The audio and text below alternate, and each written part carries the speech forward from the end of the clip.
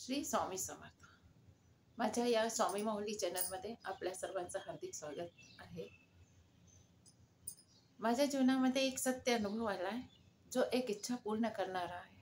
हा जो स्वामी मंत्र आहे, हे सर्वांच्या इच्छा पूर्ण करणारा एक खूप मोठा मंत्र आहे. माझ्या घरी स्वामी आले आणि मग म्हणतात ना, जसे गुरु आले तर मनात काही इच्छा वाढून जातात. आमचं हे काम झालं पाहिजे, आमचं हे काम झालं पाहिजे, असं झालं पाहिजे.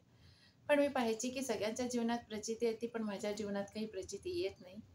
कुठे ना कुठे मी कमी पडते, कुठे ना कुठे माझी सेवा कमी पडते, कुठे ना कुठे माझी सेवा स्वामीपर्यंत पोहोचत नाही. हे विचार सतत माझ्या मनात यायला लागले. आता झालं काय, माझ्या मुलीचं बेंगलोरला जॉब होता, तर ती बेंगलोर इथे होती. तिथं ना तिचं सिलेक्शन कंपनीच्या ह्यानीच झालं. ती विदेशाकडे निघाली. आता सुद्धा ती ऑस्ट्रेलिया सिडनीमध्ये आहे.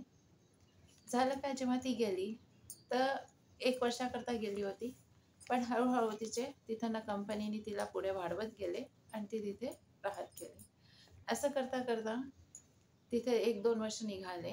मग तिथे एक PR घ्यावा लागतो, परमानेंट रेसिडेन्सी असती. त्याच्याकरता तिने एक्झाम देणं सुरू केलं. प्रत्येक एक्झाम द्यायची, पण व्हायचं काय, 1 या 2 नंबरनी नेहमी राहून जायची. काही ना काही समस्या येते. असं करता करता तिने 2-3 वर्ष सतत एक्झाम दिले, पण काही तिचं काही सिलेक्शन होत नव्हतं. एक दिवस ती माझ्याजवळ खूप रडली की आई, मी किती काही करते, पण माझं काही हे काम होत नाही. म्हणलं, तू टेन्शन घेऊ नको, स्वामी आपल्या पाठीशी आहे, ते आपलं सर्व काही करतील. माझे जावई पण तिथे चालले गेले, त्यांनी पण तिथे जाऊन जॉब केला. असं करता करता टाईम निघायला लागला, पण तिचं काही, त्यांनी एक्झाम दिला, पण काही कुठे ना कुठे काही ना काही कारणास्तव ती वस्तू पूर्ण होत नव्हती. माझी स्वामी सेवा सुरूच होती. त्याच्या पहिले मी एक व्हिडिओ टाकला की माझे सासरे पण कॅन्सर पेशंट होते, तर त्यांचं पाहून, लहान माझा नातू आहे त्याचं पाहून, हे सगळं करता करता माझ्याकडनं जेवढं पण व्हायचं ती स्वामी सेवा करायची. कधी कधी असं व्हायचं की मला स्वामी सेवा करणं जमतच नव्हती आणि तो दिवस स्वामी सेवा व्हायचीच नाही. तर मनात म्हणतात ना की किती मनामध्ये विचार यायला लागतात की आपण हे नाही केलं म्हणून असं होतं, आपण हे नाही केलं म्हणून असं होतं. तर काही ना काही तर आपल्या जीवनामध्ये आहे, ज्या कारणाने आपली जी पण हे आहे, सेवा आहे, ती स्वामीपर्यंत पोहोचत नाही. तर असा विचार करता करता मी रोज स्वामी सेवा माझी चालू ठेवली. पण रोज हेच म्हणायची की देवा, तू काही कर, माझ्या मुलांवर काही संकट येऊ नको देऊ आणि त्यांच्या सगळ्या इच्छा पूर्ण होते. असं करता करता दिवस निघत गेले. एक दिवस असा आला जेव्हा की मी एकटी होती घरामध्ये. माझ्या सासरे बुवांना दवाखान्यात नेलं होतं, घरी कोणीच नव्हतं. मला एवढं माहिती आहे की जे पण आहे, जसं पण आहे, मनामध्ये जे काही आहे ते दुसऱ्याला सांगण्यापेक्षा बरं आहे की आपल्या गुरूंजवळ बसून सांगा. त्या दिवशी मी गुरूंजवळ बसली. बिलकुल शांत चित्ताने डोळे बंद करून बसले राहिले. 15-20 मिनिटं मी अशीच बसले राहिले. माझ्या डोळ्यात अश्रुधारा वाहणं सुरू झाली. मी खूप रडणं सुरू केलं आणि रडता रडता मी देवाला एकच गोष्ट सांगितली की देवा, जर मी पूजा केली आहे तुझी, मी तुझ्याशी आत्ता बोलू शकत असेन, तर मी तुझ्याशी संवाद करू इच्छुके. मला तुझ्याशी संवाद करायचा. माझ्या मनाच्या गोष्टी मी अजून कोणाला नाही सांगत. मला तुझ्याबरोबर संवाद करायचा आणि मी तुझ्याशी संवाद करू इच्छुके. असं म्हणून मी देवाशी बोलणं सुरू करून दिलं. मी त्यांच्याशी आपल्या सगळ्या गोष्टी बोलत राहिले आणि त्याच्यामध्ये हे पण सांगितलं की देवा, माझा एक हा संवाद तुझ्यापर्यंत पोहोचत असेल तर माझी ही इच्छा आहे की माझ्या पोरीने एक्झाम दिलाय आणि मला माहीत नाही कसं काय काय होईल, मला माहीत नाही, पण मी तुझ्याशी हा संवाद करते की मी जेव्हा सकाळी उठीने तर उठल्यावर मला तिचा फोन आला पाहिजे की मम्मी, माझा PR येऊन गेलाय.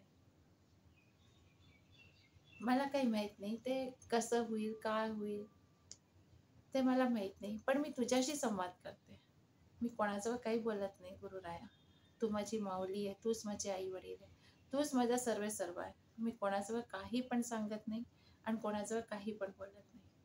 तर तर तूच माझा सर्वेसर्वा आहे. तर तू माझी ही इच्छा पूर्ण कर की मला सकाळी उठल्यावर माझ्या मुलीचा फोन आला पाहिजे की मम्मी माझा PR येऊन गेला, माझं सगळं काम झालं. मी एवढं सांगून देवाजवळ माझ्या डोळ्यात अश्रुधारा तर वाहतच होती. पण हा संवाद माझा त्यांच्याबरोबर चालू होता. मी माझ्या मनातले जेवढे पण विचार होते, जेवढं काही होतं मनाच्या आतमध्ये, मी त्यांच्याजवळ बोलले आणि मग शांत झाले. असं वाटलं की मग माझ्या आईच्या मांडीवर डोकं ठेवून हे सगळं काही बोलून राहिले. तो अनुभव खरंच कोणाला विश्वास नाही होणार, पण एक खूप मोठा अनुभव होता. तेव्हा असं वाटलं की मी आईच्या मांडीवरच डोकं ठेवलं आणि मी त्यांच्याशी संवाद करून राहिले. माझ्या आईजवळ मी चिपकून आईजवळ रडून राहिले की आई असं असं आहे, तू माझं हे काम पूर्ण कर.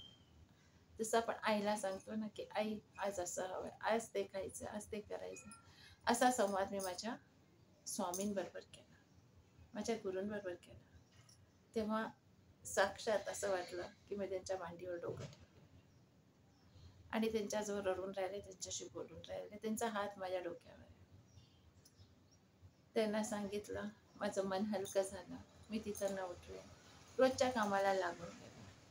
म्हटलं आता आपण स्वामींना सांगून दिलं, आपण आता काही नाही करायचं. मी कोणाशी काहीच नाही बोलले. दुसऱ्या दिवशी सकाळी तिचा फोन आला. आल्यावर माझ्या धडकना वाढल्या होत्या की मी स्वामींना सांगितलं, निश्चित तिचा फोन हाच आला. आणि असंच झालं. सकाळ पहाटे तिचा फोन आला, मम्मी मम्मी माझा PR येऊन गेला. ज्याची मी वाट पाहत होते, मम्मी माझा PR येऊन गेला. आता मी तुम्हाला भेटायला इंडिया येईन. मी पाहते किती तारखेला येते. कारण की आम्हाला भेटून खूप वेळ होऊन गेला होता. तिला मुलगी झाली होती, तिची मुलगी 2.5 वर्षाची होऊन गेली होती. पण आम्ही पाहिलं नव्हतं कारण की तेव्हा कोरोना काळ होता, ती येऊ नव्हती शकली. आणि ती वाट पाहत होती की या कोरोना काळमध्ये अगर मी तिथे गेले आणि परत नाही येऊ शकले तर माझ्या नोकरीचा प्रश्न आहे. म्हणून ती वाट पाहत होती की माझा जसाच PR येईल मी इंडियामध्ये जाईन, माझ्या मुलीला, माझ्या सासू सासऱ्यांना, माझ्या आईवडिलांना, माझ्या भावाला सगळ्यांना भेटवीन. कारण की सगळे वाट पाहत होते आतुरतेने. तर जो फोन तिचा आला तर माझ्या अश्रुधारा व्हायला आणि मी स्वतः स्वामींजवळ जाऊन बसले की खरंच स्वामी, तू माझं ऐकलं, तू माझी माऊली आहे, तू सर्वेसर्व आहे. म्हणून कधी पण काही पण गोष्टी असतील, काही प्रॉब्लेम्स असतील तर आपली स्वामी माऊली आहे. आपण तिच्याजवळ काही पण बोलू शकतो, काही पण सांगू शकतो आणि त्या आपल्या सर्व इच्छा पूर्ण करणार. खरंच सगळ्या इच्छा पूर्ण करणारा सगळ्यात मोठा मंत्र आहे, तो आहे श्री स्वामी समर्थ.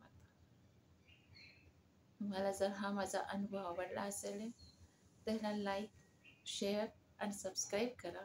याच्या पहिले मी आपला अनुभव टाकला आहे, तेव्हा तोही माझा खूप मोठा एक शहारे आणणारा एक अनुभव होता. तो व्हिडिओ मी आपल्याला शेअर केलेला आहे. जर आपल्याला हे आवडला असेल तर लाईक, शेअर आणि सबस्क्राईब करा. ह्याने माझे अनुभव आलेले आपल्याजवळ दुसरे व्हिडिओज पण येतील. श्री स्वामी समर्थ. जय जय स्वामी समर्थ. श्री स्वामी समर्थ.